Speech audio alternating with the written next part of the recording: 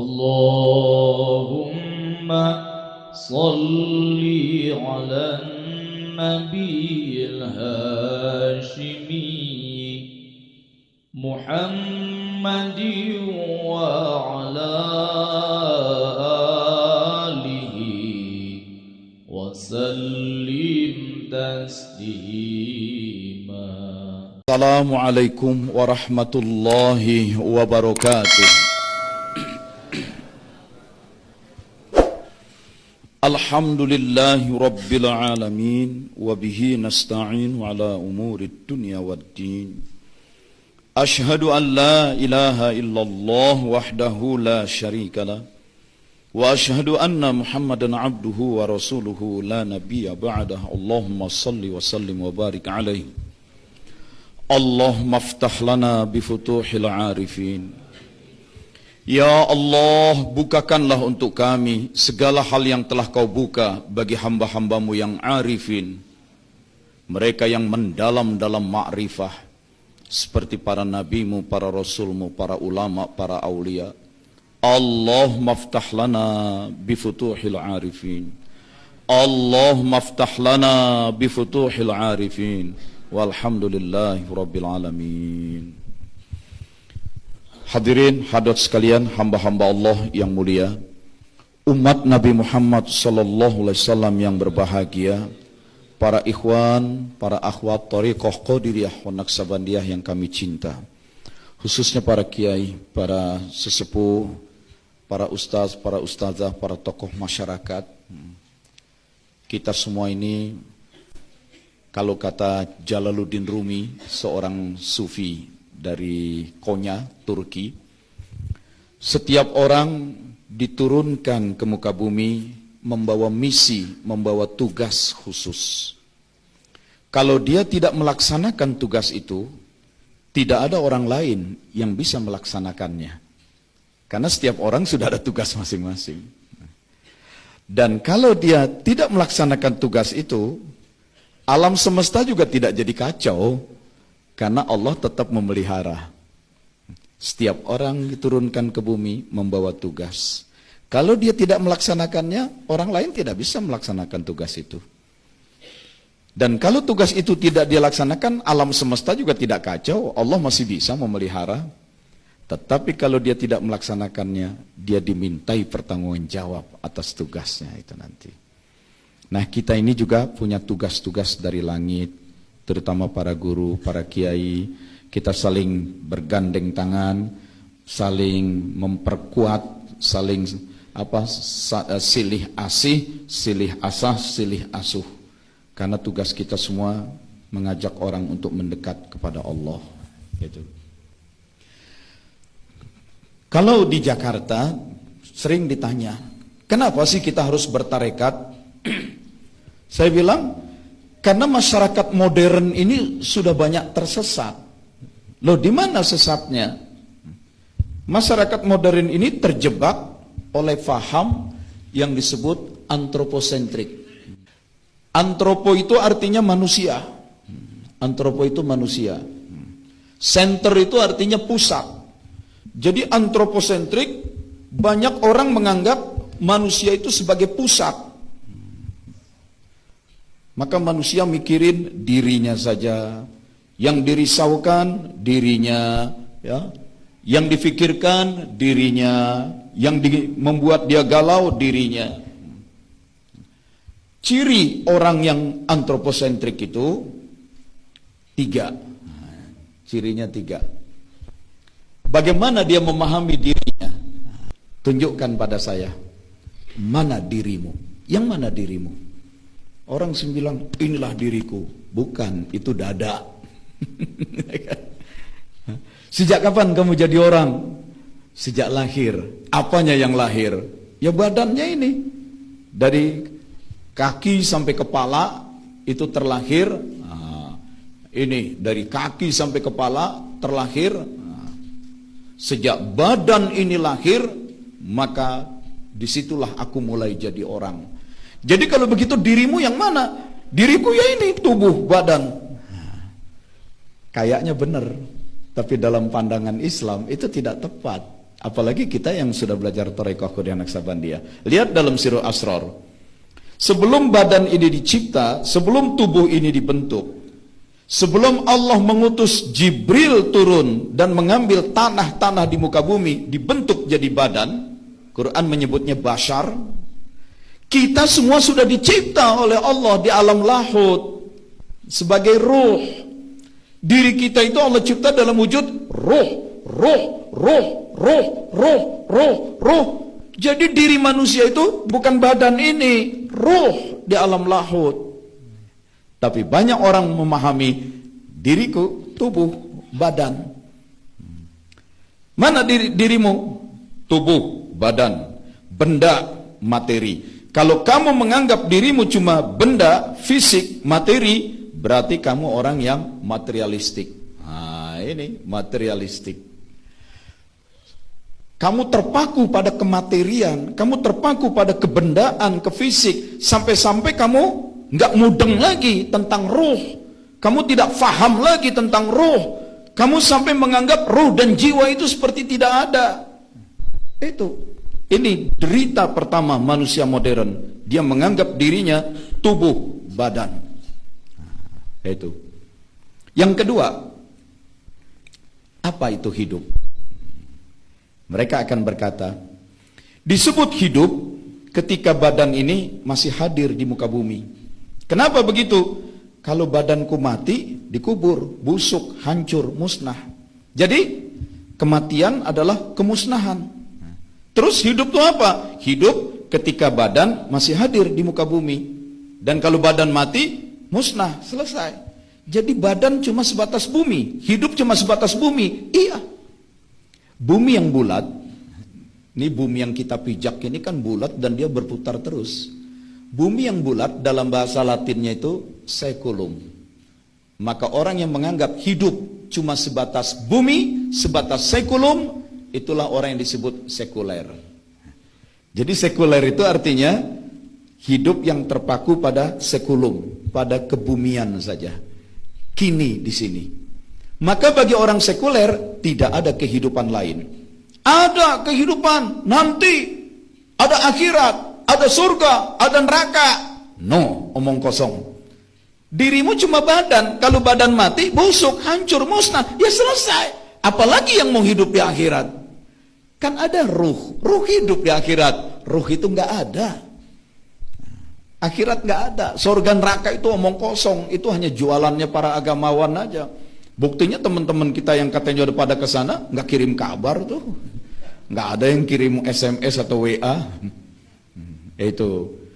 Nah, orang kalau sudah materialistik menganggap dirinya cuma badan, dia akan menganggap hidup cuma sebatas bumi.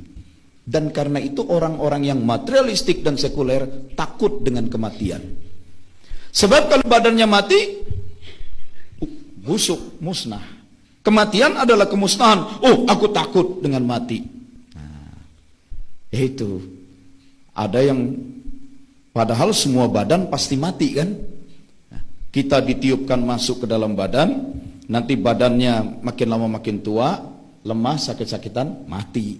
Terutama setelah pada pensiun. Itu kan. Nah, lihat aja banyak teman-teman kita tak lama setelah pensiun mati. Tak lama setelah pensiun mati. Maka pegawai-pegawai yang akan pensiun pun menjelang pensiun untuk mereka disiapkan program MPP, mati pelan-pelan. Maka banyak orang kalau udah pensiun stres, waduh sebentar lagi mati. Kalau udah mati musnah, selesai, habis semuanya.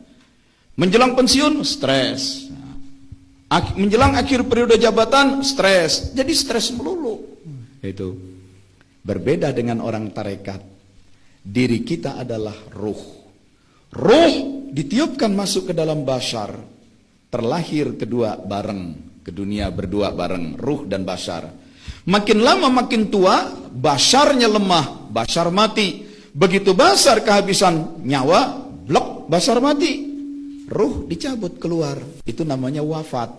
Itu dijelaskan dalam surat Az-Zumar, surat 39 ayat 42. Allahu yatawaffal anfus hina mautiha. Allah akan mewafatkan anfus di saat kematiannya. Allah akan mewafatkan di saat kematiannya. Mati dulu baru wafat. Yang mati bashar, badan. Badan mati, ruh dicabut keluar, wafat. Badan busuk, dikubur, busuk, musnah. Ruh tidak mati, ruh tidak busuk. Ruh melanjutkan terus kehidupan. Ada alam barzah. Dan setelah kiamat ada alam akhirat. Dan di akhirat khalidina fiha abada. Itu kehidupan yang abadi, kehidupan yang hakiki, kehidupan yang sejati, kehidupan yang tak ada lagi dusta di antara kita. Itu. Kalau di dunia mah kita banyak dibohongin sama politisi. Itu ya. Kalau nanti sudah hidup di alam hakiki, alam sejati, alam abadi, tak ada lagi dusta di antara kita. Jadi orang yang materialistik, sekuler, takut dengan kematian. Tapi orang tasawuf tidak. Karena kematian bukan kemusnahan. Kematian adalah pintu gerbang yang indah, yang akan mempertemukan dirinya dengan Allah yang mencintai dia. Pintu gerbang yang indah, yang akan mempertemukan dirinya dengan Rasulullah. Pintu gerbang yang indah, yang akan mempertemukan dirinya dengan para guru mursyidnya, dengan para aulia. Pintu gerbang yang indah yang akan mempertemukan dirinya dengan roh orang-orang tuanya dan orang-orang yang dicintainya. Kenapa harus takut dengan kematian? Banyaknya orang takut mati karena materialistik, menganggap diri cuma badan, materi. Karena sekuler, menganggap hidup cuma kini, di sini, cuma di bumi, di sekulum saja. Maka jadi takut dengan mati. Laqad kana lakum fi Rasulillahi uswatun hasanatun. Sambungannya, liman kana yarjullah, roja kepada Allah, wal yaumal akhir, roja rindu kepada akhirat, wa zakarallaha katsira, dan karena itu banyak-banyak zikir kepada Allah.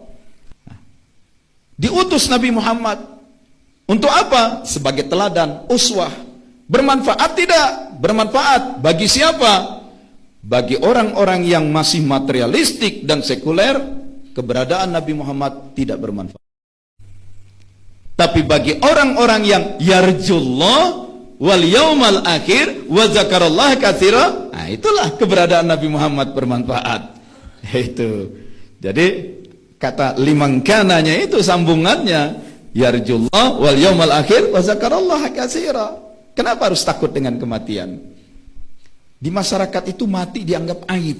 Ada sebagian masyarakat mati itu aib, mati itu sesuatu yang ditakuti, mati itu sesuatu yang coba dihindari. Jangan ngomongin kematian, itu seakan-akan kecelakaan. No, dalam Islam justru kita disuruh zikrul maut, untuk selalu ingat kematian. Saya pernah dulu waktu masih muda ditegur, masih keluarga sih, masih sanak family, mau berangkat haji, saya diminta ceramah walimatus safar. Nah, saya bicara tentang bahwa sebenarnya berhaji itu simulasi kematian. Nah, karena berhaji itu orang menuju Allah seperti mati. Itu ditegur, kalau orang mau berangkat haji jangan ngomong-ngomong soal mati, katanya. Nanti dia yang berangkat haji bener nggak pulang, katanya. Siapa bilang benar nggak pulang? Ya kalau dia mati, justru itu pulang yang sesungguhnya. Semua juga pasti ke Allah. Emang ke haji mau ngapain? Kan mau menjumpai Allah. Nah kalau dia mati, justru itulah perjumpaan dengan Allah yang hakiki. Nah itu kenapa banyak orang merasa takut bicara kematian. Dia anggap bicara kematian itu suatu aib, sesuatu yang harus dihindari. Karena dia menganggap kematian itu kemusnahan. Karena dia materialistik, menganggap dirinya cuma tubuh, badan, menganggap hidup cuma di bumi. Tidak, diri kita itu ruh. Di alam lahut, dihadirkan ke dalam badan, badannya nanti tua dan mati, ruh kembali menghadap Allah. Oke.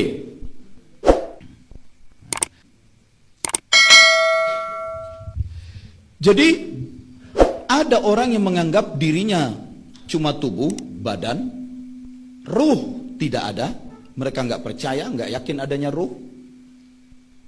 Hidup dianggap bermula sejak kelahiran tubuh, dan karena itu kematian dianggap kehancuran dan kemusnahan. Lalu kalau diri manusia cuma tubuh, badan, hidup itu apa? Hidup itu sebatas kehadiran badan di bumi. Bumi yang bulat ini bahasa Latinnya seculum. Kalau kamu menganggap hidup cuma sebatas bumi, sebatas seculum, berarti kamu sekuler. Nah, kamu menganggap hidup cuma kini di sini. Kamu tidak menganggap adanya kehidupan akhirat. Nah, ya, karena menganggap hidup cuma kini di sini, maka kamu jadi merasa ingin mendapatkan segala-galanya sekarang juga, di sini juga. Sabar, kalaupun kamu nggak dapat banyak, Gusti Allah mboten sare. Kamu udah kerja rajin, jujur, baik, nggak kaya juga, Allah sudah siapkan untuk kamu surga. Itu. Tapi mereka nggak percaya ada surga. Tidak. Semua itu harus didapat sekarang juga, di sini juga. Semuanya harus dikejar sekarang juga, diraih sekarang juga. Gaya hidupnya 3H, halal, haram, hantam. Itu. Sampai akhirnya H yang keempat, hancur. Itu. Ya. Nah, kalau orang sudah menganggap dirinya cuma tubuh, badan, menganggap hidup cuma sebatas bumi, lalu tanya, terus apa yang kamu inginkan dalam hidup di muka bumi ini? Kebahagiaan. Apa ukuran kebahagiaan? Karena diriku adalah badan, disebut bahagia, segala hal yang enak buat badan, segala hal yang nyaman buat badan, segala hal yang menyenangkan badan, segala hal yang manis untuk badan. Enak, senang, nyaman, manis, dalam bahasa Latinnya itu hedoni. Maka orang yang hidupnya hanya mengejar-ngejar kenikmatan, kenyamanan, keenakan, dia mengejar hedoni, dia disebut orang yang hedonis, hedonistik. Terutama yang muda-muda kan tahu ya, ini orang hedonis nih, hedonis. Nah, ngomong aja, ngerti nggak? Hedoni itu artinya enak, nyaman, seneng, manis. Orang yang hidupnya hanya mengejar keenakan, kenyamanan, kesenangan, kemanisan, nah, mengejar hedoni, itu orang yang hedonistik. Maaf, sudah punya istri yang cantik dan soleha, kenapa masih juga zina di tempat lain? Itu sudah banyak makanan yang sehat, yang halalan, thayyiban, kenapa masih narkoba juga? Sudah banyak minuman yang enak, kenapa masih minuman keras juga? Nah, jadi itu orang yang hedonistik, gitu. Oke, akibatnya mereka menjadi stres. Dalam tasawuf digeser, tidak, dirimu bukan tubuh. Dirimu yang hakiki bukan badan. Dirimu yang hakiki adalah ruh. Dirimu yang hakiki adalah ruh. Kalau kita baca dalam kitab Sirul Asrar, Syekh Abdul Qadir Jailani, di pasal pertama ini yang dibahas. Cuma bahasanya saja beda. Itu. Coba lihat pasal pertama. Itu penegasan manusia makhluk ruh. Maka di pasal pertama yang dibahas itu ayat yang berbunyi surat Al-Insan. Hal ata 'alal insan hinum minad dahr lam yakun syai'an madhkura. Ayat itu yang dibahas duluan, surat Al-Insan. Bukankah telah datang atas insan suatu masa dari waktu dulu, pada masa dulu itu insan belum menjadi sesuatu yang bisa disebut. Insan belum menjadi sesuatu yang bisa dikenal. Kenapa? Karena itu insan masih berupa ruh yang gaib. Nah, insan yang gaib itu dihadirkan ke muka bumi, dan sebelum diturunkan di muka bumi, Allah menyiapkan tubuh yang disebut bashar. Maka diri manusia yang ruh dihadirkan masuk ke dalam bashar, ke dalam badan. Tapi yang hakiki bukan bashar, bukan badan, ruh. Itu ditekankan. Saya berpikir, kenapa dalam Sirul Asrar pasal pertama ini yang ditekankan? Insan itu ruh di alam lahut, kemudian diturunkan ke alam jabarut. Ruhnya yang kudus dibalut dengan ruh sultani, kemudian diturunkan lagi ke alamul malakut. Maka dibalut lagi dengan ruh rohani, lalu diturunkan ke alamul mulki, ruhnya dibalut lagi dengan ruhul jismani. Nah, itu kan di Sirul Asrar begitu. Kenapa ditekankan begitu? Faham saya. Rupanya kalau orang masih menganggap dirinya cuma badan, tubuh, terus belajar tarekat, maka fokusnya, pusat perhatiannya ke badan. Tarekat yuk, tarekat, zikir, supaya badan gak mempan dibacok, gak mempan ditembak. Nah, ke badan. Yuk tarekat, zikir, supaya penampilan tetap awet muda disayang suami. Yuk tarekat, zikir, supaya penampilan selalu menyenangkan orang. Manapun gadis yang kita sukai, dia pun senang sama kita. Nih wiridnya, nih zikirnya. Nah, jadi meleset. Tarekat itu jadi klinik, tarekat jadi zindik, tarekat menjadi ilmu hikmah. Itu karena perhatian masih pada badan, fokusnya masih pada dunia, bumi. Yuk tarekat, supaya apa? Supaya SK kenaikan pangkat cepat turun. Itu. Yuk tarekat, supaya hasil panen makmur. Jadi bertarekat ujung-ujungnya tamak, bertarekat ujung-ujungnya materialistik, bertarekat ujung-ujungnya hubbud dunya. Karena masih terjebak menganggap diri badan, hidup cuma di bumi. Tarekat zikirnya ke badan, manfaatnya buat di bumi. Sekarang juga, di sini juga, tidak sedikit orang bertarekat itu minta dapat yang instan, yang mendadak. Itu digeser, tidak, dirimu itu ruh. Karena itu tarekat fokusnya kepada ruh. Nah, ruh yang bagaimana? Ruh yang datang dari Allah, ruh yang hidup dihidupkan oleh Allah, ruh yang diberikan hidayah oleh Allah, ruh yang diberikan iman oleh Allah, ruh dan badan yang disehatkan oleh Allah. Semua datang dari Allah dan semua akan kembali kepada Allah. Jadi kalau begitu Allah lah pusatnya. Allah pusat. Karena Allah pusat, maka manusia dengan Allah harus nyambung. Inilah tarekat. Jadi tarekat itu fokusnya memahami manusia adalah ruh, dan bagaimana manusia yang ruh dengan Allah selalu ingat, selalu rindu, selalu punya kecenderungan, punya keterkaitan. Jadi hidup itu berpusat ke Allah. Maka kalau yang tadi disebut antroposentrik, manusia adalah senter pusat, sekarang bergeser menjadi Allah sentrik. Allah adalah center, Allah adalah pusat. Pusat hidup kita Allah, pusat kesadaran kita Allah, pusat pikiran kita ke Allah, tujuan kita ke Allah. Kenapa? Dari Allah kita datang, kepada Allah kita akan kembali. Kenapa? Sekarang saja di dunia hidup dihidupkan oleh Allah, rezeki direzekikan oleh Allah, sehat disehatkan oleh Allah, dan nanti pulang-pulang ke Allah. Maka Allah yang harus jadi pusat perhatian, center, Allah sentrik. Berbeda dengan manusia modern sekarang, antroposentrik, dirinya yang menjadi pusat. Bagaimana menghimpun, bagaimana memiliki, bagaimana menguasai, bagaimana menaklukkan aku. Orang tarekat tidak, huwa, hu. Itu. Jadi Allah sebagai pusat. Kalau bahasa pesantrennya Allah sentrik itu tauhid. Oh tauhid Pak, dari tadi kayak ngomong tauhid. Bapak nyebut Allah sentrik itu jadi bingung. Rupanya itu tauhid. Kenapa sih Bapak kalau ceramah pakai bahasa Inggris segala? Supaya terkesan ilmiah. Kita kalau ceramah mengutip bahasa Latin, ini bahasa Inggris begini, orang dengar, wah ini ilmiah.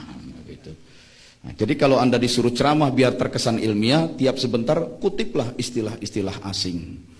Loh kalau nanti kita nggak ngerti, ya nggak apa-apa. Yang dengar juga nggak ngerti. Jadi supaya terkesan ilmiah, mengutip istilah-istilah barat. Terus kalau supaya kita betul-betul diyakini sebagai kiai, ceramah dikit ngi'rob, gitu aja. Kutip ayat, jelaskan. Nah, ini waw, dan ini waw kosam, bukan waw atap. Nah, yang dengar, oh orang pesantren bisa bedain waw kosam waw atap. Jelasin la ilaha illallah. La adalah nahi, la nafi. Ngi'rab dikit langsung orang percaya.